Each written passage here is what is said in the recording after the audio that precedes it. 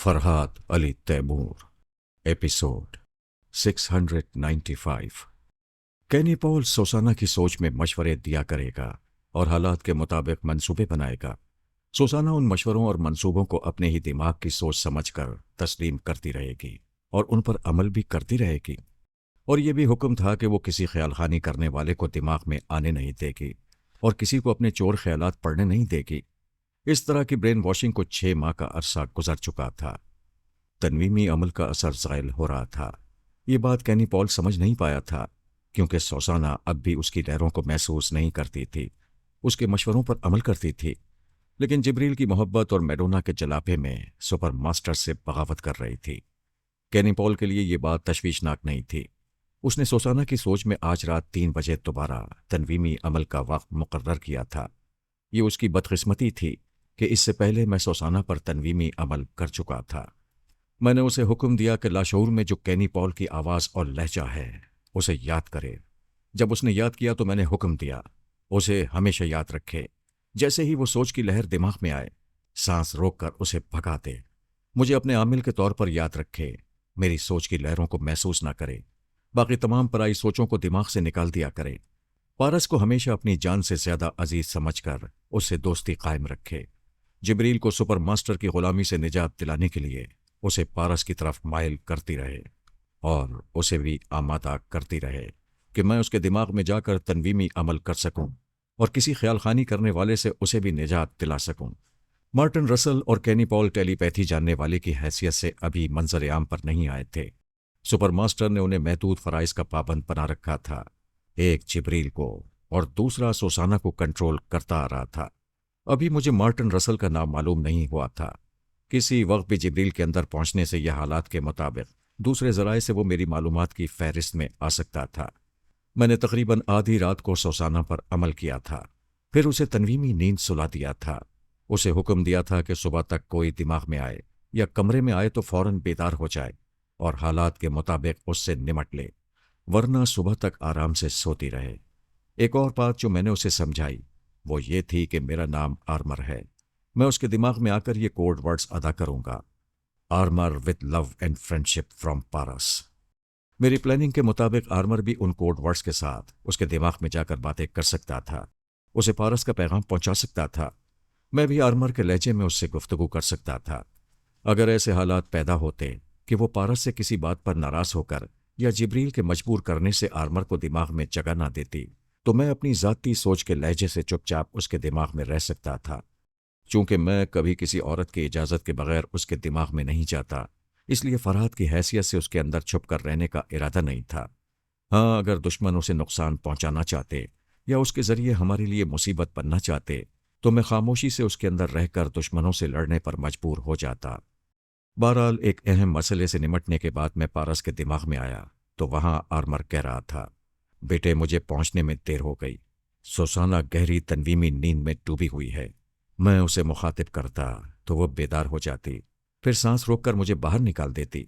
اس کی نیند بتا رہی ہے کہ دشمن ہمیں اس سے دور کرنے میں کامیاب ہو گیا ہے۔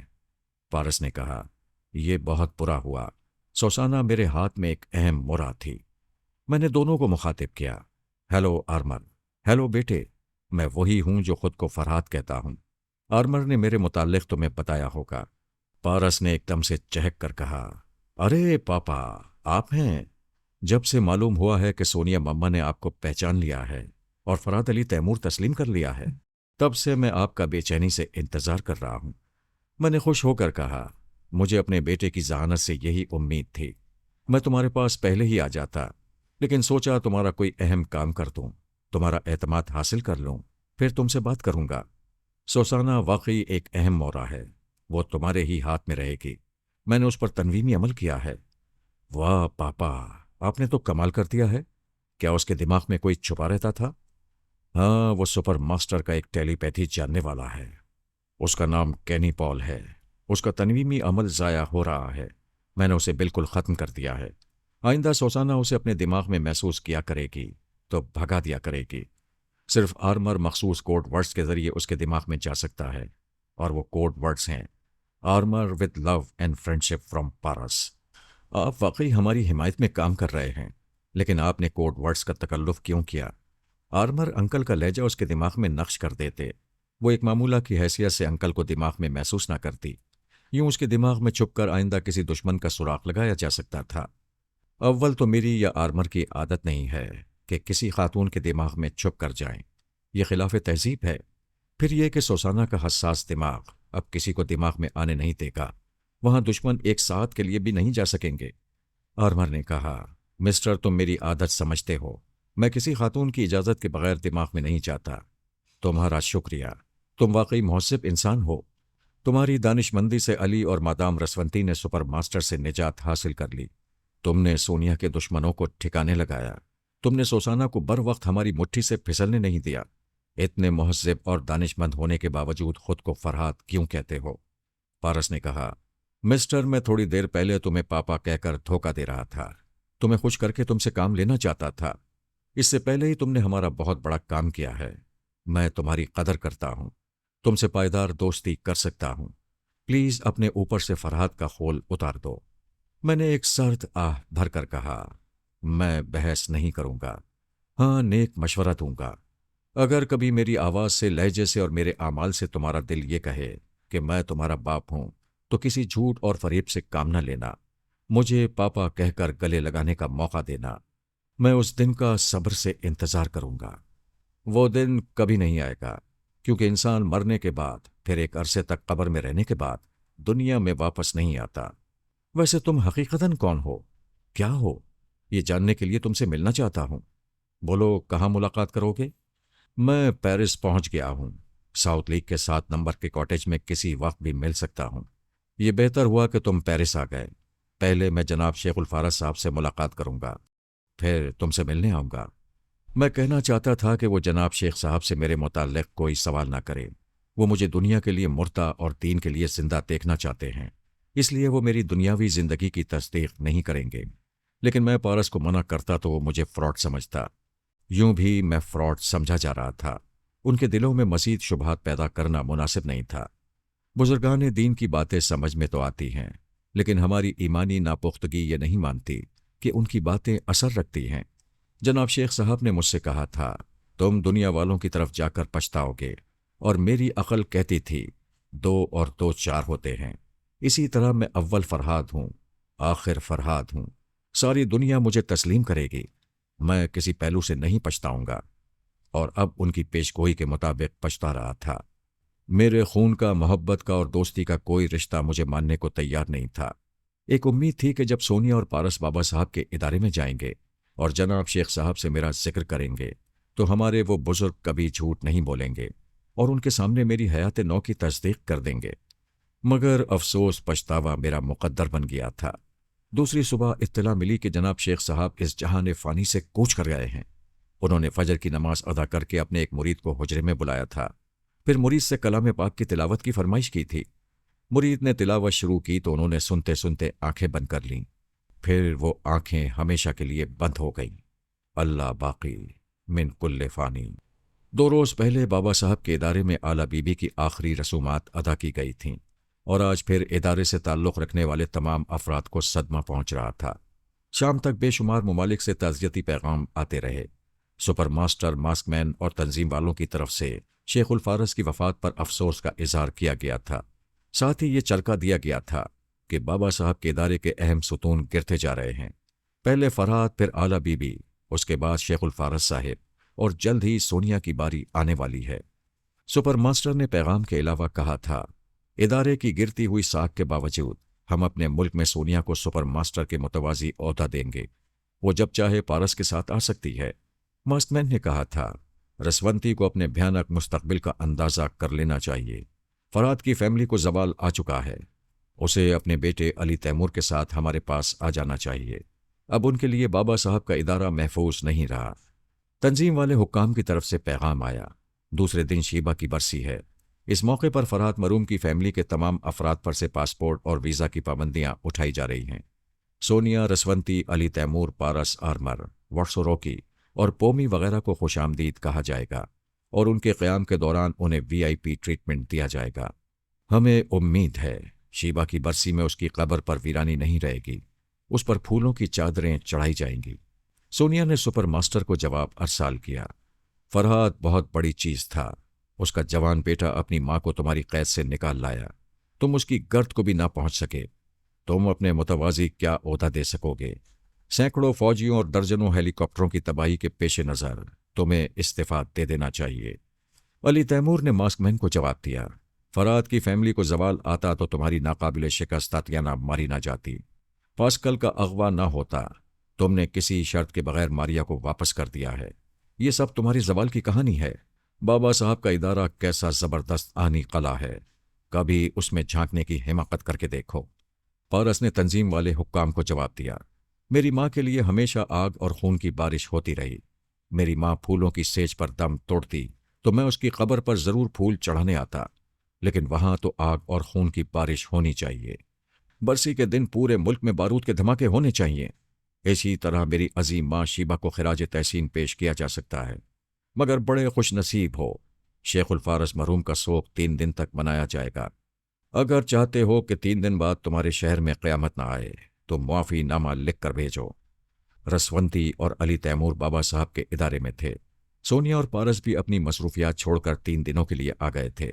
صرف ماریا پیرس کے ایک ملٹری ہسپتال میں تھی۔ میں بھی شیخ الفارس مرحوم کی آخری رسومات میں شریک ہونے کے لیے ادارے کے احاطے میں داخل ہونا چاہتا تھا، لیکن میری گاڑی کو بیرونی گیٹ کے باہر روک دیا گیا۔ سیکیورٹی افسر نے میرے شناختی کاغذات طلب کیے۔ میرے پاس کاغذات تھے، لیکن وہ دوسرے نام سے تھے، کیونکہ اس کی بھی ایک کہانی ہے۔ میرے ساتھ جتنی بھی کہانیاں بن رہی تھیں، ان کے پیچھے شیخ الفارس مرحوم کی پیش گوئی کار فرما تھی کہ میں اپنی صحیح شناخت پیش نہیں کر سکوں گا۔ قصہ یوں ہے کہ علی اور رسونتی کو سرحد پار کرانے کے بعد میں فوجی ہیلی کاپٹر میں ایک شہر تک پہنچا تھا، یعنی جنگل سے نکل کر انسانی آبادی میں آیا تھا۔ وہاں سے آگے سفر کرنے کے لیے اپنا نام، ولدیت، شہریت اور پتہ ٹھکانہ بتانا لازمی تھا۔ شناختی کارڈ اور پاسپورٹ ضروری تھا۔ یہ میرے لیے نہایت معمولی باتیں تھیں۔ میں نے متعلقہ شعبوں کے افسران کے دماغوں میں پہنچ کر تمام ضروری کاغذات کے علاوہ ہزاروں ڈالر بھی حاصل کر لیے تھے، لیکن خود کو فرحات علی تیمور ظاہر نہیں کر سکتا تھا، کیونکہ میں سپر ماسٹر کے ملک میں تھا۔ میرا یہ نام جنگل کی آگ کی طرف پھیل جاتا۔ سپر ماسٹر اور دوسرے دشمن مجھے نیو یارک کے ایئرپورٹ تک بھی نہ پہنچنے دیتے۔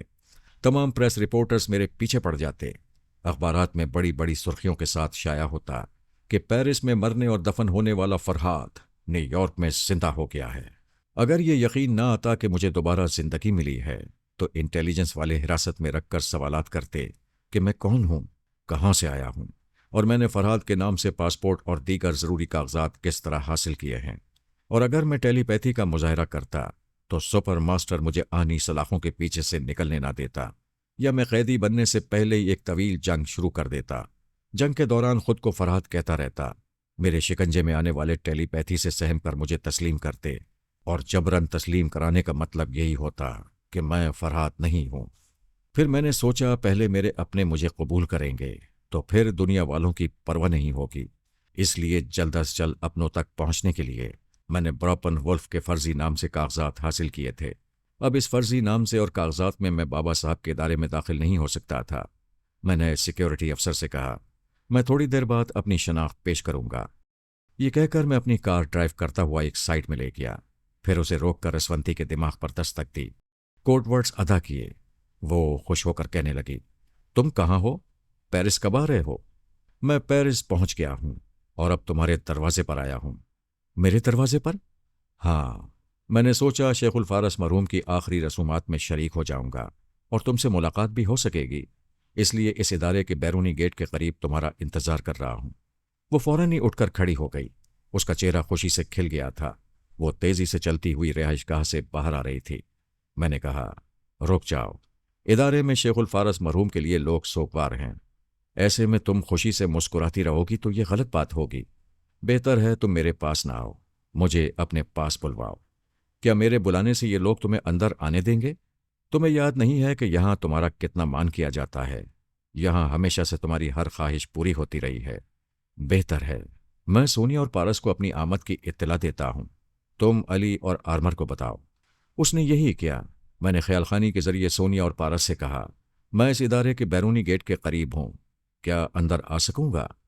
10 منٹ کے اندر ہی سونیا، رسونتی، پارس، علی تیمور، آرمر، ورسو روکی اور پومی وغیرہ آ گئے۔ کئی مسلح گارڈز بھی تھے۔ انہیں بیرونی گیٹ کے اندر دیکھتے ہی میں کار سے باہر نکلا، پھر ان کے قریب جاتے ہوئے کہنے لگا، شاید مجھے یہ کہنے کی ضرورت نہیں ہے کہ میں فرحاد ہوں۔ اب تک تم لوگ اپنے دماغوں میں میری آواز اور لہجہ سنتے رہے، آج آنکھوں سے دیکھ لو، یہ وہی برسوں کا جانا پہچانا چہرہ ہے۔ رسونتی نے ایک قدم آگے بڑھ کر کہا، یہاں میں نے اپنے بیڈ روم میں تمہاری تصویروں کو سینکڑوں بار دیکھا ہے، تم وہی ہو، تم فرحاد ہو، زندہ ہو۔ علی نے ماں کا بازو پکڑ کر کہا، ماما آپ کو بہت سے حقائق کا علم نہیں ہے، آپ کو ماضی کی ایک ایک بات یاد آئے گی تو اسے فوراً ہی فرحاد تسلیم نہیں کریں گی۔ ہم نے بہت پہلے سمجھ لیا تھا کہ پاپا کی وفات کے بعد ایسے بہروپیے درجنوں کے حساب سے ہمارے سامنے آئیں گے، کبھی دوست بن کر کبھی دشمن بن کر۔ پارس نے کہا، ماما کسی بھی رشتے کو قبول کرنے کے سلسلے میں آپ کی اہمیت سب سے زیادہ ہے۔ اگر آپ غلطی کریں گی اور کسی کو ہمارا باپ بنانا چاہیں گی تو ہم شرم سے مر جائیں گے یا اس باپ بننے والے کو مار ڈالیں گے۔ سونیا نے کہا، میں تمہیں عارضی طور پر فرحاد تسلیم کر کے تم سے ایک کام لینا چاہتی تھی، لیکن تم یہاں تک آ پہنچے ہو، بڑی ڈٹائی سے ہمارا سامنا کر رہے ہو۔ جب آ ہی گئے ہو تو اندر آ جاؤ، لیکن یہاں تمہیں ایک کاٹیج کی 4 دیواری تک محدود رہنا ہوگا، باہر سخت پہرا رہے گا۔ شیخ مرحوم کی تدفین کے بعد ہم تم سے بات کر سکیں گے۔ پھر اس نے مسلح گارڈز کو حکم دیا، اس کی آنکھوں پر پٹی باندھ کر میرے سامنے کاٹیج میں پہنچا دو، یہ کاٹیج سے نکلنا چاہے تو اسے دوبارہ وارننگ دو، تیسری بار گولی مار دینا۔ علی نے کہا، یہ ٹیلی پیتھی کے ذریعے کسی کو اس کاٹیج میں بلا سکتا ہے، لہٰذا سونیا مما کی اجازت کے بغیر کسی کو اس کے قریب نہ جانے دیا جائے۔ ایک شخص میری آنکھوں پر پٹی باندھنے لگا۔ میں نے کہا، یہ تکلف نہ کرو، میں اس ادارے کے ایک ایک حصے سے واقف ہوں، لائبریری، طبی اور سائنس لیبارٹری، میڈیکل کالج اور ہسپتال، کار اور ہیلی کاپٹرز کی مرمت کے کارخانے وغیرہ کہاں کہاں ہیں، مجھے سب معلوم ہے۔ جس میدان میں گوریلا جنگ کی ٹریننگ دی جاتی ہے، اس میدان کے نیچے خفیہ اسلحہ خانہ ہے، سونیا کے کاٹیج کے پیچھے۔ میری بات ادھوری رہ گئی، کسی نے مجھے دھکا دے کر کہا، بکواس بند کرو اور گاڑی میں بیٹھو۔ میری آنکھیں بند کر دی گئی تھیں۔ 2 افراد مجھے پکڑ کر ادارے کے اندر چلنے والی ایک ٹرالی پر بٹھانا چاہتے تھے۔ میں نے خود کو چھوڑا کر کہا، آنکھیں بند ہونے کے باوجود میں تمہارے دماغوں میں رہ کر دیکھ رہا ہوں، وہ ٹرالی کتنے فاصلے پر ہے؟ میں انہیں حیرت زدہ کرتا ہوا ایک ٹرالی میں جا کر بیٹھ گیا۔ سونیا اور رسونتی وغیرہ دوسری ٹرالیوں میں بیٹھی یہ تماشا دیکھ رہی تھیں۔ رسونتی نے سونیا سے کہا، اگر یہ فرحاد نہیں ہے، پہلی بار یہاں آیا ہے، تو تمام شعبوں کے بارے میں کیسے جانتا ہے؟ حتیٰ کہ خفیہ اسلحہ خانے کے متعلق بھی جانتا ہے؟ سونیا نے جواب دیا، یہ بہت چالاک ہے۔ یہاں آتے ہی جب سیکیورٹی افسر نے اسے روکا تو اس نے افسر کے دماغ میں رہ کر یہاں کی تمام معلومات حاصل کر لیں۔ ابھی علی نے کہا ہے کہ تمہاری اجازت کے بغیر کوئی اس سے ملاقات نہیں کرے گا، کیا تم ملنا چاہتی ہو؟ ہاں، میں روبرو باتیں کر کے اسے سمجھانا چاہتی ہوں۔ ابھی تم خود کو نہیں سمجھ پا رہی ہو، دوسرے کو کیسے سمجھو گی؟ وہ دوسرا نہیں ہے، میرا دل اس کی طرف کھنچا جاتا ہے، ہو سکتا ہے اس کے قریب جانے سے مجھے پچھلی کوئی بات یاد آ جائے۔ تمہاری یہ بات معقول ہے، تم جب چاہو اس سے ملنے جا سکتی ہو۔ اوہ تھینک یو سونیا، تم بہت اچھی ہو، سونیا نے کہا، لیکن ایک بات ہے، ملاقات کے دوران اسے ایک کمرے میں بند رکھا جائے گا، ہم میں سے کوئی بھی وہاں جا کر کھڑکی کے پاس کھڑا رہ کر گفتگو کر سکے گا۔ رسونتی کچھ مایوس ہوئی، لیکن یہ خیال خوش آئند تھا کہ وہ کھڑکی سے فرحاد کو اپنے سامنے دیکھتی رہے گی۔ علی نے کہا، ماما آپ کو فی الحال اس شخص سے دور رہنا چاہیے، میں آپ کو سمجھا نہیں سکتا کہ دشمن کیسی عجیب و غریب چالیں چلتے ہیں۔ وہ کہنے لگی، میری یادداشت گم ہوئی ہے، ذہانت گم نہیں ہوئی ہے۔ کیا تم سمجھتے ہو تمہاری ماں آنکھیں بند کر کے بے شرمی سے ایک بیگانے کو اپنا مان لے گی؟ بیٹے مجھے ماں کہتے ہو، مجھ پر بھروسہ کرو۔ وہ چھوٹی بڑی رکاوٹوں سے گزر کر میرے پاس آ گئی۔ آخر وہ کون سا جذبہ تھا جو اسے میری طرف کھینچ لاتا تھا؟ کوئی مجھے مانتا نہیں تھا، وہ ماننے لگی تھی، جبکہ سونیا، پارس، علی، تیمور سبھی مجھے دل و جان سے چاہتے تھے۔ فی الوقت مجھے چاہنے اور ماننے میں بڑا فرق تھا، ماننے والی صرف ایک ہی تھی۔ اس طرح یہ بات سمجھ میں آتی تھی کہ میرے تمام اپنے لوگ ہوش و حواس میں رہ کر میری موجودگی سے انکار کرتے تھے، اور رسونتی کی کمزور یادداشت نے اس کی ہوش مندی اور فیصلے کی قوت کو کمزور بنا دیا تھا۔ وہ محض جذبات میں بہتی ہوئی مجھ سے کسی بھی بہانے سے منسوب رہنا چاہتی تھی۔ ہماری پہلی ملاقات گھنے درخت کی ایک شاخ پر ہوئی تھی۔ تقدیر نے اسے اوپر والی شاخ سے گرا کر میری آغوش میں پہنچا دیا تھا، جس کے بعد میں نے کچھ رومانی شرارتیں بھی کی تھیں۔ ایک نوجوان لڑکی کی زندگی میں پہلی بار ایسی شرارتیں ہوں تو اس کے دل میں ہلچل اور راتوں میں کھلبلی سی پیدا ہو جاتی ہے۔ رسونتی کی پہلی زندگی نے گم ہو کر اسے کنواری نوجوان لڑکی بنا دیا تھا۔ وہ علی تیمور سے متاثر ہو کر اسے بیٹا کہتی تھی، لیکن یقین نہیں تھا کہ اس نے کسی بچے کو کبھی جنم دیا تھا یا کبھی اس کی شادی ہوئی تھی۔ اگر ہوئی تھی اور اس کی زندگی میں کوئی مرد آیا تھا تو وہ گھنے درخت کی شاخ پر چھیڑ چھاڑ کرنے والا مرد تھا۔ صرف اسی مرد کے حوالے سے وہ فرحات کو تسلیم کر رہی تھی۔ اس کا دل مچل مچل کر کہتا تھا کہ میں پھر اس کی زندگی کی گھنی شاخ پر چلاؤں۔ کاٹیج کے اندر مجھے ایک کمرے میں بند کر دیا گیا تھا۔ کمرے کے دروازے پر مسلح گارڈز کھڑے ہوئے تھے۔ دروازے سے 4 فٹ کے فاصلے پر ایک کھڑکی تھی جس میں آہنی جالیاں لگی ہوئی تھیں۔ میں جالی کے اس پار اور وہ اس پار تھی اور کہہ رہی تھی، یہ عجیب بات ہے کہ میں پچھلی زندگی بھول گئی ہوں لیکن تم مجھے یاد ہو، اور تمام رشتہ داروں کو پچھلی زندگی یاد ہے لیکن وہ تمہیں بھول گئے ہیں۔ میں نے کہا ہماری دنیا میں عجیب و غریب تماشے ہوتے ہیں۔ ایک شیخ الفارس مرحوم تھے جو میری حیات نو کی گواہی دے سکتے تھے، وہ بھی چل بسے۔ شاید اب میں کبھی خود کو فراد علی تیمور ثابت نہیں کر سکوں گا۔ مایوس کیوں ہوتے ہو؟ میں تمہارے لیے ساری دنیا سے لڑوں گی۔ فضول ہے، سب یہی سمجھیں گے کہ میں ان کے خلاف تمہیں بہکا کر اپنے ساتھ کہیں لے جانا چاہتا ہوں۔ تم مجھے کہاں لے جا سکتے ہو؟ کہیں نہیں۔ ہمارا گھر، ہماری یہ مختصر سی دنیا دونوں بیٹوں کے دم قدم سے ہے۔ تمہیں یاد نہیں ہے، تم دونوں میں سے علی تیمور کو شدت سے چاہتی تھیں، مجھ سے بھی زیادہ اس پر مان کرتی تھیں۔ ابھی میں تم سے کہوں کہ ان تمام رشتوں کو چھوڑ کر میرے ساتھ بھاگ چلو تو تم راضی ہو جاؤ گی؟ اگر ابھی تمہاری یادداشت واپس آ جائے تو تم علی تیمور کو گلے لگا کر مجھ سے دور ہو جاؤ گی۔ ایسا نہ کہو، میں تم سے دور ہونے کا تصور بھی نہیں کر سکتی۔ پیش آنے والے حقائق سے انکار نہیں کیا جا سکتا۔ ابھی میری باتیں سمجھ میں نہیں آئیں گی۔ بہرحال میں تمہیں بھگا لے جانے والا دشمن نہیں ہوں، تمہارے ساتھ اس گھر کو آباد رکھنا چاہتا ہوں اور اپنے خاندان کو بڑھتے اور پھیلتے دیکھنا چاہتا ہوں۔ بس ایک بات سمجھ میں نہیں آتی، باقی رشتہ داروں اور چاہنے والوں کو کیسے سمجھاؤں؟ آخر وہ مجھے کب تسلیم کریں گے؟ وہ کہنے لگی، رشتہ داروں کا انکار ہمارے درمیان دیوار بن گیا ہے، ہم یہ کھڑکی پار نہیں کر سکتے۔ نہیں، میں سونیا، علی تیمور اور پارس وغیرہ سے باتیں کر کے چلا جاؤں گا۔ تم پیرس کی سیر کرنے اور شاپنگ کے بہانے آؤ گی تو وہاں ہم آزادی سے ملیں گے۔ میں خیال خانی کے ذریعے اپنے کاٹیج تک تمہاری رہنمائی کروں گا۔ ہماری باتوں میں کافی وقت گزر گیا۔ شیخ مرحوم کو سپرد خاک کر دیا گیا۔ سونیا، پارس، علی تیمور، واٹسوروکی، آرمر اور پومی مجھ سے ملنے آئے۔ مجھے ڈرائنگ روم میں آ کر ان سے باتیں کرنے کی اجازت دی گئی۔ ہم مختلف صوفوں پر ایک دوسرے کے سامنے بیٹھ گئے۔ سونیا نے کہا، آج کا دن ہمارے لیے بڑا المناک ہے۔ ہم نے فیصلہ کیا تھا کہ 3 دن تک کسی معاملے میں مصروف نہیں رہیں گے، لیکن تم نے یہاں آ کر ہمیں گفتگو پر مجبور کر دیا ہے۔ میں مجبور نہیں کرنا چاہتا، مجھ سے بعد میں بھی گفتگو ہو سکتی ہے۔ میں تو شیخ الفارس مرحوم کی عقیدت میں آیا تھا، تم نے مجھے یہاں بند کرا دیا۔ زیادہ چالاک بننے کی کوشش نہ کرو۔ تم رسونتی پر نفسیاتی حملے کر رہے ہو، اسے تاثر دے رہے ہو کہ اس کی خاطر امریکہ سے فرانس آئے، اور اب ہم جیسے مخالفوں کے درمیان اس سے ملنے آ گئے ہو۔ تم نے اس کی سپر ماسٹر کی قید سے نکلنے میں بہت مدد کی، یہ تمہاری احسان مند ہو گئی، بلکہ دل و جان سے تمہیں فرحات سمجھنے لگی ہے۔ رسونتی نے کہا، سونیا، میں کوئی نادان بچی نہیں ہوں، اپنا بھلا برا خوب سمجھتی ہوں، مجھ پر تبصرہ فرمانے کی ضرورت نہیں ہے۔ تم اپنی بات کرو، جب تک تمہاری یادداشت واپس نہ آئے۔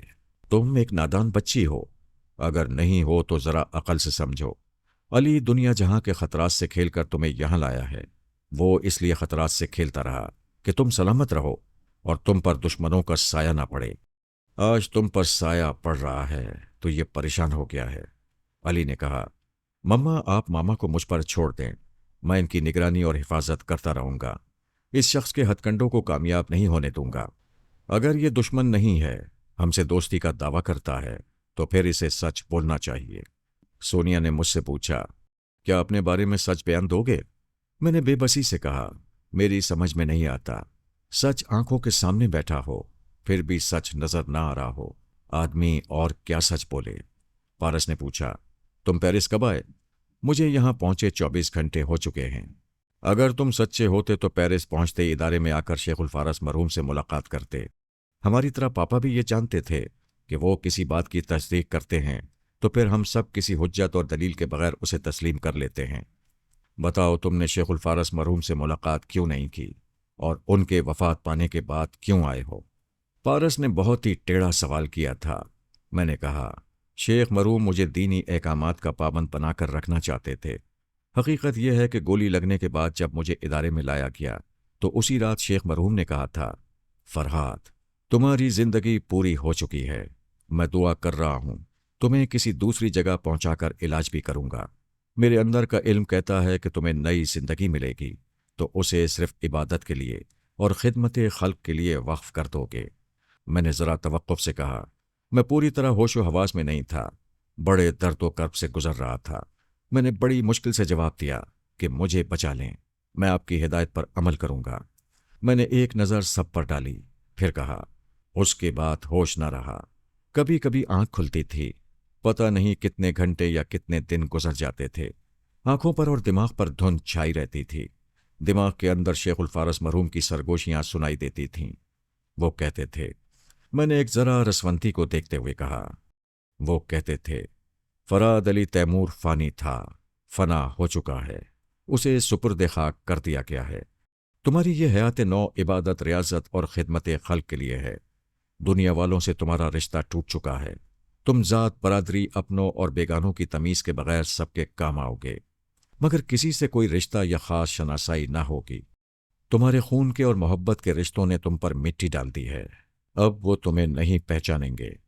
میں اعتراف کرتا ہوں کہ شیخ مرحوم سے جو وعدہ کیا اسے پورا نہیں کیا۔ مجھے رشتوں کی محبت اور خون کی کشش کھینچنے لگی۔ میں نے شیخ مرحوم سے کہا تھا، میں انسان ہوں، انسان رہوں گا، فرشتہ نہیں بن سکوں گا۔ میں اپنی فیملی میں اور اپنے چاہنے والوں میں جانا چاہتا ہوں۔ انہوں نے کہا، تم ایسا کرو گے تو پچھتاؤ گے، کوئی فرات کے وجود کو تسلیم نہیں کرے گا۔ تم خون کے اور پیار کے ایک ایک رشتے کے پاس جاؤ گے، کوئی تمہیں قبول نہیں کرے گا، اور یہ اچھی طرح سمجھ لو، مجھ سے ہمیشہ کے لیے رابطہ ختم ہو جائے گا۔ اس سے پہلے کہ تمہارے چاہنے والے میرے پاس تصدیق کے لیے آئیں، ان سے بھی ہمیشہ کے لیے رابطہ ٹوٹ جائے گا۔ واقعی انہوں نے تم چاہنے والوں سے بھی ہمیشہ کے لیے رابطہ ختم کر دیا ہے۔ یہ محض انہی کی سچی ذات تھی جو میری حیات نو کی تصدیق کر سکتی تھی، ورنہ میری صورت، میری آواز، میرا لہجہ، میری محبت، میرا عمل اور میری کوششیں سب بے معنی ہو کر رہ گئیں۔ میں نے اپنے مختصر حالات سنا دیے۔ میں جانتا ہوں کوئی یقین نہیں کرے گا، مگر یقین نہ کرنے سے بھی حقیقت یہی رہے گی، جو ہے میں ہوں، اور جب تک میں ہوں، ہزار انکار کے باوجود میں ہی رہوں گا۔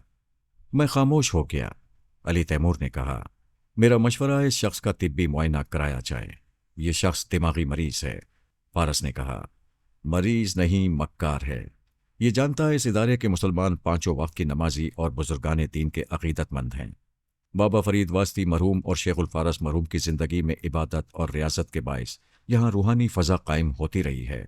اے بھائی، کیوں ہمارا وقت ضائع کر رہے ہو؟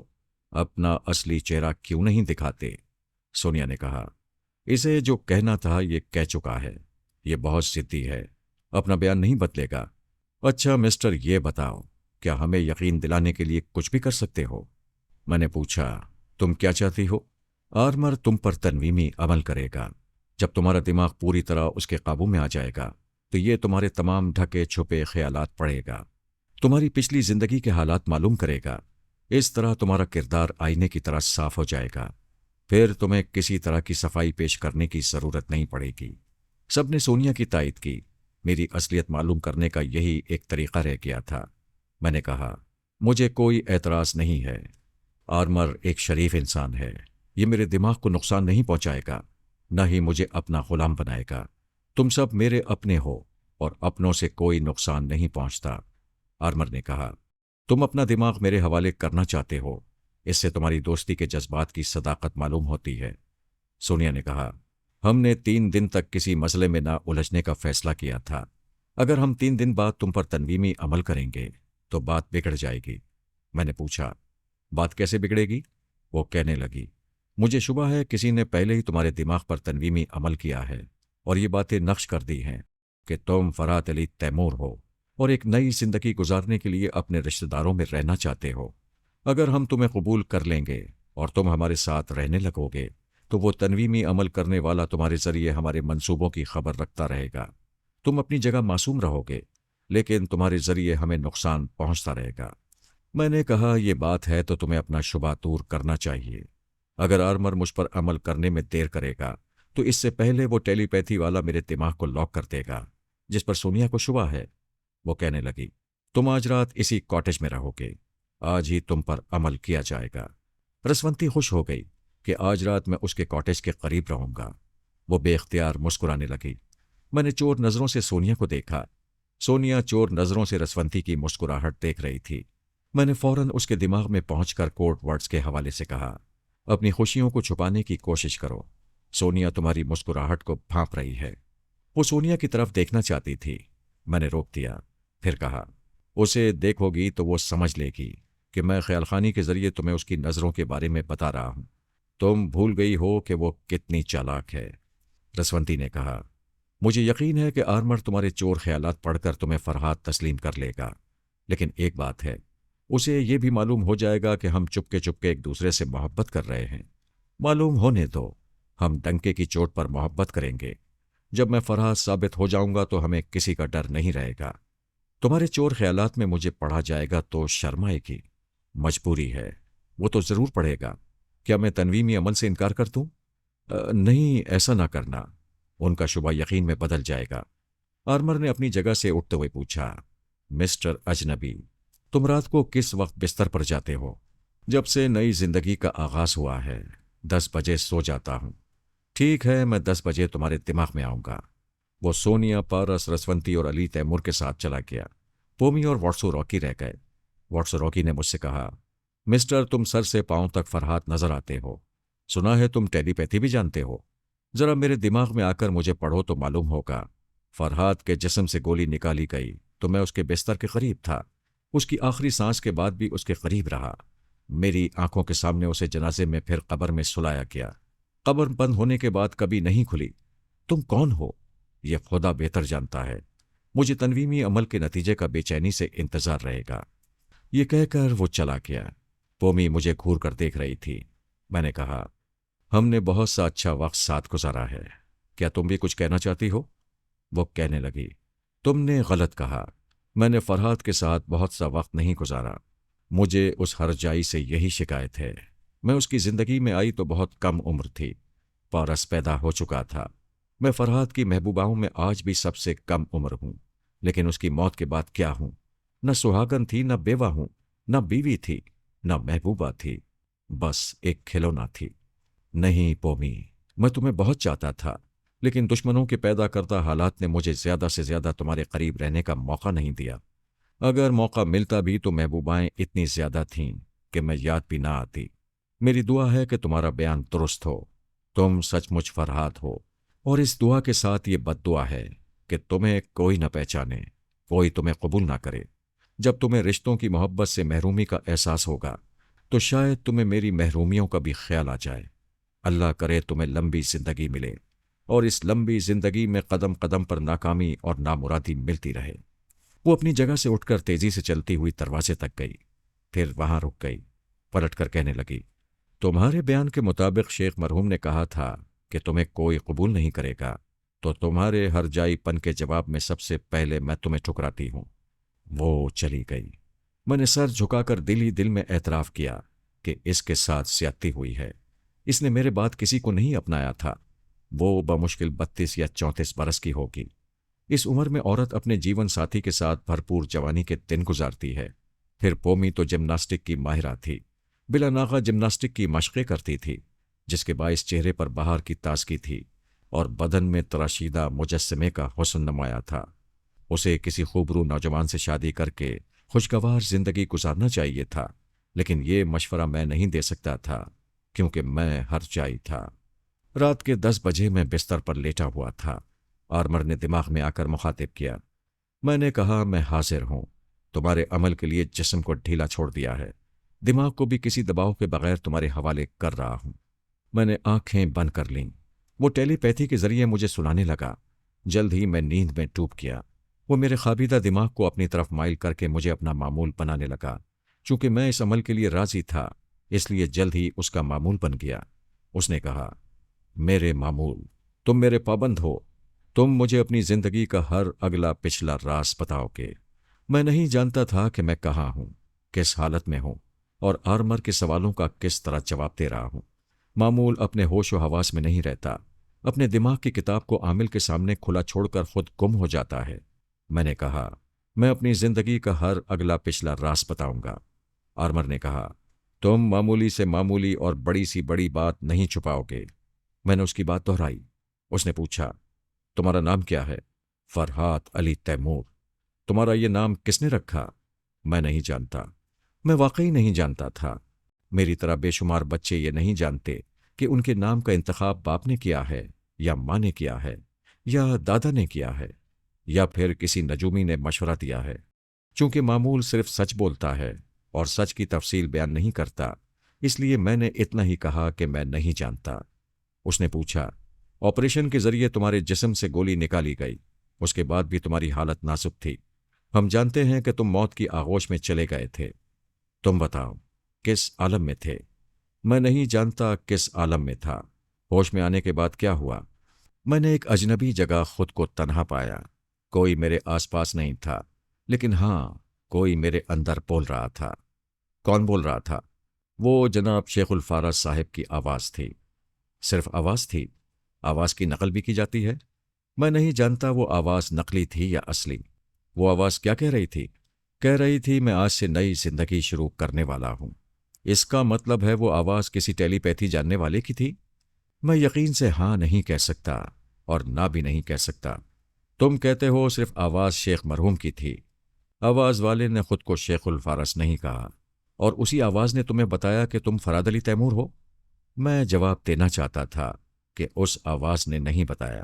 میں تو بچپن سے خود کو فراد کی حیثیت سے جانتا آیا ہوں، لیکن جواب دینے سے پہلے ہی مجھے کھانسی آ گئی۔ پتہ چلا وہ کھانسی میری نہیں، رسونتی کی تھی۔ وہ میرے دماغ میں چھپی ہوئی تھی۔ اسے یہ معلوم کرنے کی بے چینی تھی کہ میں آرمر کا معمول بن کر اپنی کیا حقیقت بیان کرنے والا ہوں، لیکن حقیقت سننے سے پہلے اسے کھانسی آ گئی۔ ادھر آرمر نے چونک کر کہا، ارے تمہیں کھانسی آ رہی ہے؟ یہ کیسے ممکن ہے؟ معمول عارضی طور پر بالکل نارمل رہتا ہے، اسے کبھی کھانسی یا چھینک نہیں آتی۔ اس کا مطلب ہے تمہارے دماغ میں کوئی چھپا ہوا ہے۔ کون ہو؟ کون ہو تم؟ کھانسی کے سبب تنویمی عمل ٹوٹ گیا تھا۔ میں گہری غفلت سے اچانک ہوش مندی کی طرف آیا تو دماغ کو جھٹکا پہنچا۔ میں نے دونوں ہاتھوں سے سر کو تھام لیا۔ مجھے معلوم نہیں تھا کہ میرے ساتھ کیا ہو رہا ہے۔ کھانسی کے پہلے ہی جھٹکے کے ساتھ رسونتی میرے دماغ سے بھاگ گئی تھی۔ آرمر کو جواب نہیں ملا کہ میرے دماغ میں کون چھپا ہوا تھا۔ اس طرح یہ شبہ پختہ ہو گیا کہ میں پہلے ہی کسی کے تنویمی عمل کا غلام ہوں۔ ایک کھانسی کے سبب بھید کھلتے ہی وہ عمل کرنے والا بھاگ گیا ہے، یا ابھی تک خاموشی سے میرے اندر چھپا ہوا ہے۔ آرمر اگرچہ مجھ سے دور اپنے کاٹیج میں تھا، تاہم میری دماغی تکلیف کو محسوس کر رہا تھا۔ سونیا اس کے کاٹیج میں کرسی پر بیٹھی ہوئی تھی۔ وہ میرے دماغ سے نکل کر اپنی جگہ حاضر ہوا، پھر سونیا سے کہنے لگا، کوئی اس کے دماغ میں چھپا ہوا تھا۔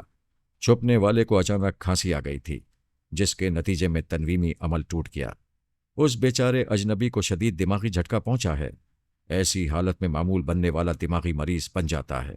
وہ کہنے لگی، میرا شبہ درست نکلا۔ اس اجنبی کے دماغ پر کسی نے قبضہ جما رکھا ہے۔ کیا اس کا اصل نام معلوم ہوا؟ کیسے معلوم ہوتا؟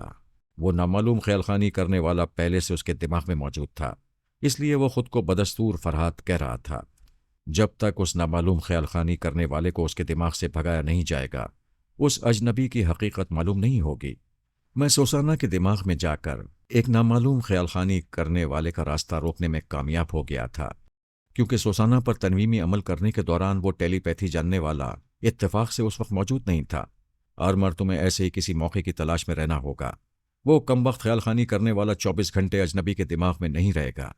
ہاں، یہ تو ٹھیک ہے، لیکن پتہ نہیں اس اجنبی کی دماغی توانائی کب تک بحال ہوگی۔ ابھی اسے شدید جھٹکا پہنچا ہے۔ میں پھر جا کر معلوم کرتا ہوں۔ بے شک میری دماغی تکلیف ناقابل برداشت تھی، لیکن میں تو بچپن سے تکالیف پر قابو پانے کے تجربات حاصل کرتا آیا ہوں۔ ایسے وقت ڈاکٹر اپنے مریض کو تکلیف سے نجات دلانے کے لیے نیند کا انجیکشن یا دوائیں دیتے ہیں۔ میں نے برسوں کی عادت کے مطابق اپنے دماغ کو گہری نیند میں ڈوبنے کی ہدایت کی، پھر صبح تک کے لیے سو گیا۔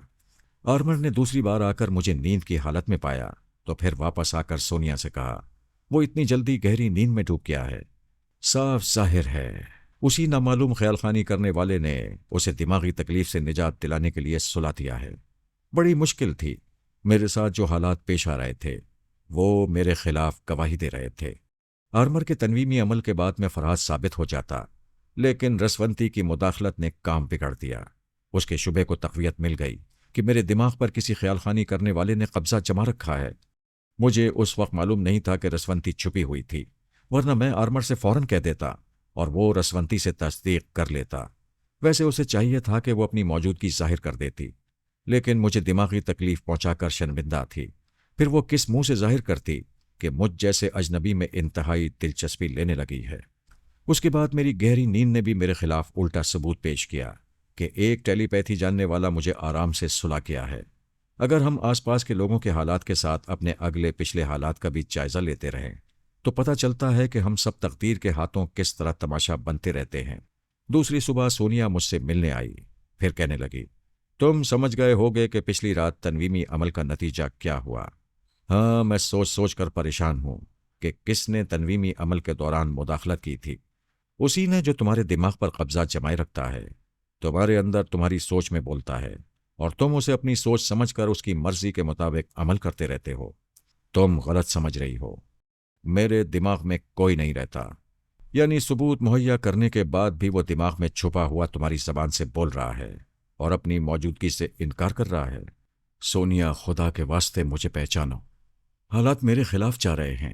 آرمر سے کہو ایک بار پھر مجھ پر عمل کرے، اور میری اصلیت، تمہاری اصلیت معلوم ہو چکی ہے۔ تم ایک مظلوم اور مجبور انسان ہو۔ کسی نے تمہاری پچھلی زندگی کی یادیں مٹا کر تمہارے دماغ میں فراد علی تیمور کی شخصیت کو نقش کر دیا ہے۔ مجھے تم سے ہمدردی ہے، لیکن ہمدردی کے باوجود ہم میں سے کوئی تمہیں اپنے قریب برداشت نہیں کرے گا۔ تم اسی وقت یہاں سے چلے جاؤ۔ ایسا نہ کہو، میں قدم قدم پر تم لوگوں کے کام آنا چاہتا ہوں۔ وہ کہنے لگی، ہاں، میں نے تم سے کہا تھا کہ پاسکل کی جگہ تم ماسکو جاؤ گے اور اس کا رول ادا کرو گے۔ اس وقت معلوم نہیں تھا کہ میں یہ بات تمہارے دماغ میں چھپے ہوئے شخص سے کہہ رہی ہوں۔ بہرحال اسے معلوم ہونا چاہیے کہ اب واقعی پاسکل ماسکو جائے گا، اور میں ماسک مین سے کہوں گی کہ وہ پاسکل کی انگلیوں کے نشانات چیک کر لے تاکہ اسے دھوکہ نہ ہو۔ سونیا، تم اصلی پاسکل کو وہاں بھیج کر غلطی کرو گی۔ نہیں، میں غلطی درست کروں گی۔ تمہارا سارا منصوبہ خاک میں مل چکا ہے۔ جاؤ، اس ادارے سے جتنی دور جا سکتے ہو چلے جاؤ۔ ہمارے خلاف کوئی دوسری چال سوچو۔ اس نے مسلح گارڈز کو بلایا۔ انہوں نے مجھے آ کر گھیر لیا۔ ان میں سے ایک میری آنکھوں پر پٹی باندھنے لگا۔ میں نے رسونتی کے دماغ میں پہنچ کر کہا، مجھے ادارے سے باہر نکالا جا رہا ہے۔ وہ تڑپ کر کہنے لگی، ٹھہرو، میں آ رہی ہوں، تمہیں جانے نہیں دوں گی۔ رک جاؤ رسونتی، میرے لیے اپنوں سے جھگڑا نہ کرنا۔ میں تمہیں سمجھانے آیا ہوں۔ ابھی صبر کر لو، مجھے جانے دو۔ ہماری ملاقات پیرس میں ہوگی۔ یہ تم پر ظلم ہو رہا ہے فرحات، مجھ سے برداشت نہیں ہوتا۔ برداشت کرو، کیونکہ یہ ہمارے اپنے جان بوجھ کر ایسا نہیں کر رہے ہیں۔ تقدیر میری دشمن بن گئی ہے، اور میں ہزار کوشش کے باوجود بدنصیبی کے اندھیرے سے نکلنے میں ناکام ہو رہا ہوں۔ مسلح گارڈز مجھے ایک ٹرالی میں بٹھا کر ادارے کے باہر لائے، پھر آنکھوں سے پٹی ہٹا کر کہا، وہ رہی تمہاری گاڑی، پیچھے مڑ کر دیکھے بغیر یہاں سے چلے جاؤ۔ میں خاموشی سے اپنی گاڑی میں آ کر بیٹھ گیا، اسے اسٹارٹ کر کے پیرس کے راستے پر چل پڑا۔ مجھے یہ منظور نہیں تھا کہ سونیا غلط فہمی کا شکار ہو کر پاسکل کو ماسک مین کے حوالے کر دے۔ میرے سمجھانے سے وہ سمجھنے والی نہیں تھی، لہٰذا اسے اس ارادے سے باز رکھنے کے لیے میں نے سوچا مجھے کسی طرح پاسکل تک پہنچنا چاہیے۔ مجھے فرانسیسی پولیس انٹیلیجنس اور فوجی افسران یاد تھے۔ میں ان کے لہجوں کو دہرا کر باری باری ان کے دماغوں میں جانے لگا۔ پتہ چلا ایک فوجی چھاؤنی میں دشمن ملک کے سیکرٹ ایجنٹوں کو قید کرنے کے لیے زیر زمین کال کوٹریاں بنائی گئی تھیں۔ وہاں کی ایک کوٹری میں میڈونا اور دوسری میں پاسکل کو قید کیا گیا تھا۔ ان دونوں کے سلسلے میں سخت پابندیاں تھیں۔ انہیں کھانا پہنچانے اور ان کی دیگر ضروریات پوری کرنے کے لیے وہی فوجی جوان ان کے سامنے جاتے تھے جو یوگا کے ماہر ہوتے تھے، تاکہ کوئی دشمن خیال خانی کرنے والا ان کے ذریعے ان دونوں تک نہ پہنچے۔ میں نے میڈونا اور پاسکل کی آوازیں نہیں سنی تھیں۔ ایک وقت تھا جب تمام افسران میرے احکامات کی تعمیل کرتے تھے۔ آج میں خود کو فرحات کہہ کر ان سے کوئی بات نہیں منوا سکتا تھا۔ فی الحال ان دونوں تک پہنچنے کی کوئی صورت نظر نہیں آ رہی تھی۔ جب میرے سامنے رکاوٹیں پیدا ہوتی ہیں، کوئی راستہ سجائی نہیں دیتا، تو مجھے ضد ہو جاتی ہے۔ زمین کے اندر سرنگی کیوں نہ بنانا پڑے، میں ضرور بناتا ہوں۔ अचानक एक तदबीर सूझी। मैंने प्रिंस डैगर को मुखातिब करते हुए कहा, मैं आर्मर बोल रहा हूं। तुम्हें मालूम हो गया होगा कि बाबा साहब के इदारे में 3 दिन तक शोक मनाया जा रहा है। सोनिया 3 दिन बाद तुमसे बातें करेगी। उसने कहा, हाँ, मैं ताज़ियत के लिए सोनिया के पास गया था। क्या तुम्हारे आने की कोई ख़ास वजह है?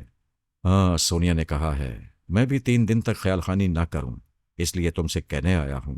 हमारे शोक मनाने तक तुम पास्कल और मैडोना का ख्याल रखो, और अभी जाकर मालूम करो कहीं वो किसी दुश्मन ख्याल खानी करने वाले के फरेब में न आ रहे हों। प्रिंस टैकर ने कहा, मैं अभी जाकर मालूम करता हूं। उसने ख्याल खानी की परवास करने से पहले पास्कल की आवाज़ और लहजे को याद किया। मैंने भी उसके साथ याद किया, फिर आराम से पास्कल के दिमाग में पहुंच गया। वो एक तंग और नीम तारीक कमरे में बिस्तर पर लेटा हुआ था। सोनिया और आर्मर ने उसे टेलीपैथी से महरूम रखने के लिए वही पुराना तरीका इख्तियार किया था। उसे दवाओं के जरिए आसाबी कमजोरी में मुब्तला कर रखा था। वो आंखें बंद किए सोच रहा था, क्या ही अच्छा होता अगर मैं ये इल्म ना जानता, अपने घर में आराम से जिंदगी गुजारता।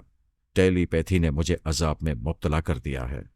अब आर्मर आएगा तो उससे कहूंगा कि मेरा ब्रेन वॉश करके मेरे दिमाग को हमेशा के लिए टेलीपैथी से महरूम करते, मुझे एक आम सा मामूली सा आदमी बनाकर आज़ाद करते। मैं तौबा करता हूं, कहीं दूर किसी छोटी सी बस्ती में जाकर बाकी जिंदगी गुजार दूंगा। प्रिंस डैगर उसकी खैरियत बताने सोनिया के पास गया। सोनिया ने सांस रोक ली। वो किसी ख्यालखानी करने वाले से गुफ्तगू नहीं करना चाहती थी। आर्मर उसके करीब मौजूद था, उससे रूबरू ज़बानी गुफ्तगू हो सकती थी। मैं 5 मिनट के बाद फिर प्रिंस डैगर के पास गया। वो कहने लगा, मिस्टर आर्मर, मैंने सोनिया के पास 2 बार जाने की कोशिश की, लेकिन उसने आने नहीं दिया। मैंने कहा, अभी सोनिया मुझसे कह रही थी कि उसके दिमाग में कोई आना चाहता था। मैंने तुम्हें पहले ही कहा था, वो 3 दिन तक किसी मामले पर बात नहीं करेगी। क्या तुम शोक नहीं मना रहे हो? मैं पहली बार सिर्फ ये कहने आया था कि हमारी गैर मौजूदगी में सोनिया तुम पर भरोसा करती है, इसलिए तुम्हें मैडोना और पास्कल का ख्याल रखना चाहिए। वो खुश हो गया। मैंने कहा, दूसरी बार ये कहने आया हूं कि आइंदा 2 दिन तक हमसे राब्ता कायम न करना। प्लीज अब मैडोना के पास जाओ। उसने मैडोना की आवाज़ और लहजे को दोहराया। मैं उसके साथ अपनी कातिला के दिमाग में पहुंच गया। उसने अपने आला कार के दिमाग में रहकर मुझ पर गोली चलाई थी और मुझे इस हाल पहुंचाया था कि आज मैं मुर्दा था न जिंदा। उसके ख्यालात पढ़ने से पता चला कि पहले वो मेरे कत्ल पर पछताती रही थी, पारस के साथ रहकर हमारे काम आते रहने का अज़्म किया था। बाद में एक इंसानी रोबोट जिब्रील ग्रांट की दीवानी हो गई थी, उसके साथ सरहद पार करते वक्त गिरफ्तार हो गई थी। तब से उस तंग और नीम तारीक कमरे में जिंदगी गुजार रही थी। उसे यकीन था कि जिब्रील ग्रांट कैद खाने की दीवारें तोड़कर उसे अपने साथ ले जाएगा। ये ख्याल उसके दिमाग में पैदा किया जाता था। सोनिया ने फौजी जवानों को अच्छी तरह समझा दिया था कि दुश्मन उसे अगवा करने में नाकाम होने के बाद अपने टेलीपैथी जानने वाले को उसके दिमाग में रहने का हुक्म देगा। लिहाजा साइंसी तरीक़ेकार के जरिए उसका ब्रेन वॉश किया जाए। उसके दिमाग की स्लेट से पिछली सारी बातें मिटाकर उसका लबो लहजा बदल दिया जाए, ताकि फिर कोई उसके दिमाग में ना आ सके। उसका ब्रेन वॉश होने वाला था, ये बात उसे मालूम थी और वो सहमी हुई थी। उसने सुना था, बिजली के झटकों से जो ब्रेन वॉशिंग की जाती है वो बड़ी अजियतनाक होती है। वो जिंदा रहेगी लेकिन मरती जाएगी, और मरते मरते भी नहीं मरेगी। उसने गिड़गिड़ाकर कहा था कि ऐसी सजा न दी जाए। सोनिया ने कहा था, तुमने फरहाद को कत्ल किया, तुम्हें मौत की सजा मिलनी चाहिए, लेकिन इससे भी ज्यादा तुम्हारी जिंदगी अजियतनाक होगी। टेलीपैथी की सलाहियतें खत्म होने के बाद तुम एक आम सी औरत रहोगी। तुम्हें सुपर मास्टर के पास भेज दिया जाएगा। तुमने उसकी ट्रांसफार्मर मशीन से टेलीपैथी सीख कर उसे धोखा दिया था। इस गद्दारी की सजा से बचने के लिए तुम भागती रहोगी और उसके शिकारी कुत्ते तुम्हारा पीछा करते रहेंगे। जब मैं उसके दिमाग में पहुंचा तो कोई उसके अंदर बोल रहा था, उसे तसल्लियां दे रहा था कि उसकी किस्मत अच्छी है। शेख मरूम के लिए 3 दिन तक शोक मनाया जा रहा है। आर्मर फिलहाल उसके दिमाग में नहीं आएगा, लिहाजा वो चंद घंटों में उसे कैद खाने से निकाल कर ले जाएगा। मेरी तरह प्रिंस डैगर भी ये बातें सुन रहा था। उसने आर्मर के लहजे में कहा, बेशक सब लोग शोक मना रहे हैं, लेकिन मैं ड्यूटी पर हूं। तुम लोगों की कोई चाल कामयाब नहीं होने दूंगा।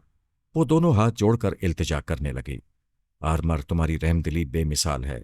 तुम किसी चींटी को भी नहीं मारते। क्या मुझे ब्रेन वॉशिंग के अजियतनाक मराहिल से गुजरते हुए देखोगे? मैं एक आम औरत बन जाऊंगी तो दुश्मन मुझे चुटकियों में मसल डालेंगे। मुझे एक मौका दो। میں یہاں سے نکلتے ہی سب سے پہلے تمہاری جوجو کو ماسکو لاؤں گی۔ تم نے درست کہا، میں کسی چونٹی کو بھی نہیں مارتا، تمہیں بھی نہیں ماروں گا۔ یہ سب کچھ سونیا کر رہی ہے، لیکن تم میری جان بچا سکتے ہو۔ میں نے کسی مجرم اور قاتل کی کبھی مدد نہیں کی۔ پرنس ٹیگر سپر ماسٹر کا آدمی تھا، اور جو میڈونا کو قید خانے سے نکال لے جانا چاہتا تھا وہ بھی سپر ماسٹر کا خیال خانی کرنے والا تھا۔ اگر اسے پتا چلتا کہ پرنس ٹیگر آرمر بن کر بول رہا ہے تو پھر پرنس کی شامت آ جاتی۔ سپر ماسٹر اسے زندہ نہ چھوڑتا۔ بہرحال وہ دھمکی دے کر چلا گیا، فوجیوں کو چوکس رہنے کے لیے کہے گا، لیکن وہ کسی فوجی جوان کے دماغ میں نہ جا سکا۔ اس نے جس کی بھی آواز سنی وہ یوگا کا ماہر ثابت ہوا۔ آخر وہ مجبور ہو کر سونیا کے پاس آ گیا۔ وہ ناگواری سے کہنے لگی، کون ہو تم؟ کیوں بار بار آ رہے ہو؟ میں تمہارا دیوانہ پرنس ٹیگر ہوں۔ ابھی تم نے آرمر کو میرے پاس بھیجا تھا اور یہ تم نے اچھا کیا تھا۔ میڈونا کو چند گھنٹوں میں قید خانے سے نکالنے کی پلاننگ ہو رہی ہے۔ سونیا نے کہا، میں نے آرمر کو تمہارے پاس جانے کو نہیں کہا تھا۔ کیوں آرمر؟ کیا تم پرنس ٹیگر کے پاس گئے تھے؟ آرمر نے جواب دیا، بالکل نہیں، میں نے کئی گھنٹوں سے خیال خانی نہیں کی۔ پرنس ٹیگر نے حیرانی سے پوچھا، پھر وہ آرمر بن کر میرے پاس کون آیا تھا؟ سونیا نے کہا، کیا مصیبت ہے، ہم چند گھنٹے بھی کسی مسئلے میں الجھے بغیر نہیں گزار سکتے۔ ویل پرنس ٹیگر، دشمنوں کی پلاننگ کیا ہے؟ یہ معلوم کرنے کے لیے دشمن خیال خانی کرنے والے کے دماغ میں مجھے جگہ نہیں مل سکتی تھی۔ تم متعلقہ فوجی افسران کو محتاط رہنے کے لیے کہہ دو۔ سونیا نے آرمر سے کہا۔ آرمر نے ان افسران کو خطرے سے آگاہ کیا۔ ایک نے کہا، مسٹر آرمر، آپ مطمئن رہیں، یہاں جتنے افسران اور سپاہی ہیں سب یوگا کے ماہر ہیں۔ دشمن خیال خانی کرنے والے میڈونا اور پاسکل کے دماغوں تک پہنچ سکتے ہیں، لیکن ہمارے ذریعے زیر زمین قید خانے میں کبھی نہیں پہنچ سکیں گے۔ آرمر مطمئن ہو کر واپس آ گیا۔ سونیا نے رپورٹ سننے کے بعد کہا، ہم دشمنوں کے خلاف جو چالیں چلتے ہیں وہی دشمن ہمارے خلاف چل سکتے ہیں۔ یوگا کے ماہر کسی فوجی افسر کو کھانے پینے کی کسی چیز میں اعصابی کمزوری کی دوا استعمال کرا سکتے ہیں، پھر اسے اعلی کار بنا کر میڈونا کو وہاں سے نکال سکتے ہیں۔ تم ملٹری انٹیلیجنس کے اعلیٰ افسر سے کہو کہ تمام فوجی جوانوں اور افسروں کی خفیہ نگرانی کے لیے ابھی خاصی تعداد میں سراغ رسانوں کی ڈیوٹی لگائی جائے۔ جو متعلقہ افسر میڈونا اور پاسکل کو وہاں سے لے جانا چاہتا ہے اسے فوراً حراست میں لیا جائے۔ میں اپنی کار ڈرائیو کرتا ہوا پیرس کی طرف جا رہا تھا۔ اس طویل سفر میں میڈونا اور پاسکل کے دماغوں تک پہنچ چکا تھا، لیکن سونیا اور آرمر کے درمیان جو باتیں ہو رہی تھیں انہیں میں سن نہیں سکتا تھا۔ اب پرنس ٹیگر کے پاس بھی جاتا تو وہ سانس روک لیتا اور مجھ سے طرح طرح کے سوالات کرتا۔ ویسے اب اس کی ضرورت نہیں رہی تھی، میں اس سے اپنا کام نکال چکا تھا۔ مجھے مسلسل میڈونا کے دماغ میں آتے جاتے رہنا تھا، ڈرائیونگ کی طرف بھی توجہ دینی تھی۔ راستے میں ایک پیٹرول پمپ سے ٹنکی فل کرنے کے لیے رکنا پڑا۔ مجھ سے پہلے دو کاریں پیٹرول لینے کے لیے قطار میں کھڑی ہوئی تھیں۔ ایک کار سے ایک عورت باہر نکلی، وہ خاصی نشے میں تھی، کھلی فضا میں دونوں باہیں پھیلا کر کہہ رہی تھی، دیکھو دیکھو میں پرواز کر رہی ہوں، ہائے کتنا مزہ آ رہا ہے۔ وہ لڑکھڑاتی ہوئی اپنی کار سے ذرا دور ہو گئی۔ اس کے کسی ساتھی نے آواز دی، ارے کہاں جا رہی ہو، واپس آ جاؤ۔ وہ پلٹ کر میری کار کی طرف آئی، پھر کھڑکی پر جھک کر مجھے دیکھتے ہوئے کہنے لگی، ارے جان، تمہاری صورت کیسے بدل گئی؟ میں نے کہا، میں جان نہیں ہوں، تمہاری گاڑی آگے ہے۔ وہ دروازہ کھول کر ساتھ والی سیٹ پر بیٹھتے ہوئے کہنے لگی، تم بڑے پرسرار ہو، ایسے ایسے بھیس بدلتے ہو کہ تمہاری صورت پہچانی نہیں جاتی۔ اس کے ساتھی نے آ کر دروازہ کھولا، پھر اسے کھینچتے ہوئے کہا، کیٹی تم سے کتنی بار کہا ہے اتنا پیا نہ کرو، کم آن۔ اس عورت سے پیچھا چھڑانے اور اپنی گاڑی کی ٹنکی فل کرانے میں 15 منٹ لگ گئے۔ جب میں ڈرائیو کرتا ہوا میڈونا کے پاس پہنچا تو دشمن اپنی چال چل چکے تھے۔ میڈونا زیر زمین قید خانے سے نکل کر ایک افسر کے ساتھ ہیلی کاپٹر میں سوار ہو چکی تھی۔ میں نے میڈونا کی زبان سے افسر کو مخاطب کرنا چاہا تو پتہ چلا سپر ماسٹر کے خیال خانی کرنے والے نے اس کے دماغ پر پوری طرح قبضہ جمایا ہوا ہے۔ میں اس کے دماغ میں جا سکتا ہوں مگر اسے اپنی مرضی کے مطابق استعمال نہیں کر سکتا۔ میں نے دوسرے افسران کے پاس جا کر آرمر کے لہجے میں اطلاع دی، ہمارا ایک افسر میڈونا کو ہیلی کاپٹر میں لے جا رہا ہے۔ یہ اطلاع دے کر میں پھر میڈونا کے پاس آ گیا۔ ہیلی کاپٹر پرواز کرتا ہوا پتہ نہیں کہاں جا رہا تھا۔ 10 منٹ کے بعد ہی وہ ایک کشادہ سڑک پر اترا۔ اس سڑک پر ایک طیارہ کھڑا ہوا تھا۔ میڈونا کو ہیلی کاپٹر سے اتار کر طیارے میں پہنچایا گیا۔ اس کے ساتھ آنے والے افسر کو کسی نے گولی مار دی۔ افسر گولی کھا کر گرا۔ उस अफसर के दिमाग पर कब्जा जमाने वाला शायद दिमाग से निकल गया था, इसीलिए अफसर को होश आया। जख्मी होकर गिरते ही बात समझ में आई कि वो टेलीपैथी के जरिए ट्रैप किया गया था। उसने फौरन ही अपना रिवॉल्वर निकाला, फिर तड़ातड़ गोलियां चलाने लगा। जवाब में फायरिंग हुई, अफसर मारा गया। लेकिन दूसरा भी जख्मी होकर तैयारे के अंदर पहुंचा। दरवाजा बंद होते ही वो तैयारा पुख्ता सड़क पर दौड़ता हुआ फजा में बुलंद होने लगा। मैं मेडोना के जरिए जख्मी की कर राहें सुन रहा था। उसे एक सीट पर बिठाकर हिफाजती बेल्ट से बांध दिया गया। उसने तकलीफ से कराते हुए कहा, मेरे बाजू से गोली निकालो। बड़ी देर बाद एक दुश्मन की आवाज सुनाई दी थी। मैं भला उसे कैसे मरने देता। उसके दिमाग में पहुंचकर उसकी तवानाई में इजाफा करने लगा। उसे तिब्बी इमदाद पहुंचाई जा रही थी। इमदाद पहुंचाने वाले कुछ न कुछ बोलने पर मजबूर थे। मैं भी उन्हें बोलने पर मजबूर करता हुआ पायलट तक पहुंच गया। उसने मेरी मर्जी के मुताबिक कहका लगाते हुए कहा, मेडोना को ले जाने वालों, ये पायलट मेरे कब्जे में है। यकीन न हो तो इसके दिमाग में आकर देख लो। मैं जानता था ये बात सुनते ही मेडोना के दिमाग पर कब्जा जमाने वाला तस्दीक के लिए पायलट के पास जरूर आएगा। मैं फौरन मेडोना के पास आ गया। उसकी जबान से कहा, अब मैं यहां हूं। मेडोना ने मेरी मर्जी के मुताबिक ये अल्फाज अदा किए तो मेरे अंदाजे की तस्दीक हो गई। दुश्मन तैयारे को बचाने के लिए पायलट के पास किया हुआ था।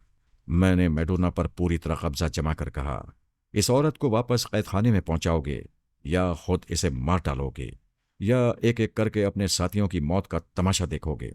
एक टेलीपैथी जानने वाले ने मेडोना को फिर अपने कब्जे में लेना चाहा, लेकिन नाकाम होकर दूसरे साथी के जरिए कहने लगा, आर्मर, बाबा साहब के इदारे में एक तुम ही ख्याल खानी करने वाले रह गए हो और हम ये अच्छी तरह जानते हैं। तुम धमकी दोगे मगर हम में से किसी की जान नहीं लोगे, इस तैयारे को तबाह नहीं करोगे। मैं चंद सातों के लिए मेडोना को छोड़कर एक मुसल्ला शख्स के दिमाग में किया। उसके हाथ से राइफल को उछाला, फिर मेडोना के दिमाग में आकर उसके जरिए राइफल को कैच कर लिया। उसके बाद एक लम्हा भी जाया किए बगैर उस मुसल्ला शख्स को गोली मार दी। उसके बाद कहा, अब यकीन हो जाएगा कि मैं आर्मर नहीं हूं। एक ने हैरानी से पूछा, कौन हो तुम? तुम लोग हिसाब में बहुत कमजोर हो। बाबा साहब के इदारे में सिर्फ एक टेलीपैथी जानने वाले को गिनते हो। क्या रसवंती को भूल गए? सभी को चुप लग गई। उन्हें रसवंती से रहमदिली की तवक्को नहीं थी।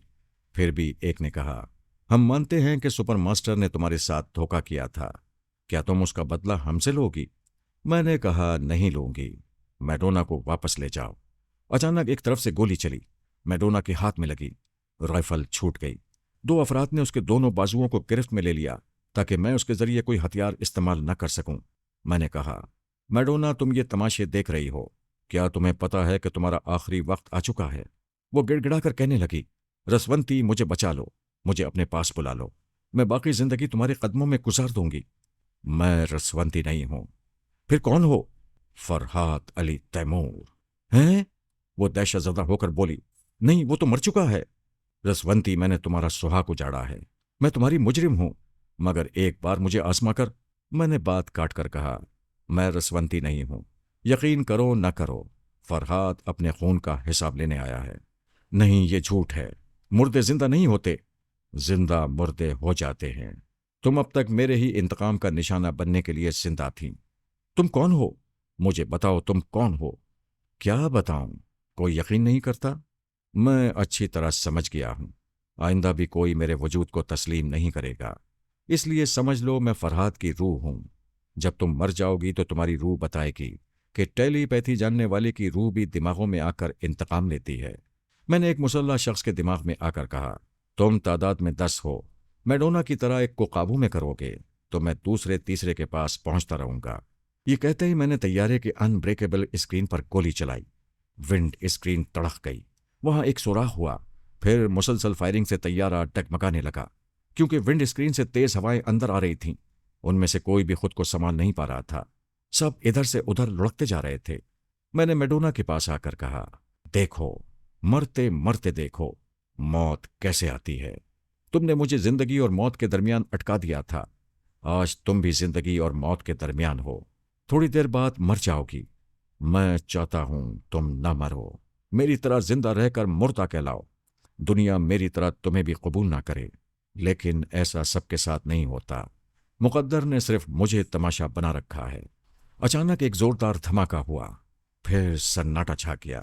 طیارہ قابو سے باہر ہو کر کہیں ٹکرا گیا تھا۔ وہاں کسی کے دماغ میں میرے لیے جگہ نہیں رہی تھی۔ میڈونا کا نام رہ گیا تھا، وجود مٹ چکا تھا۔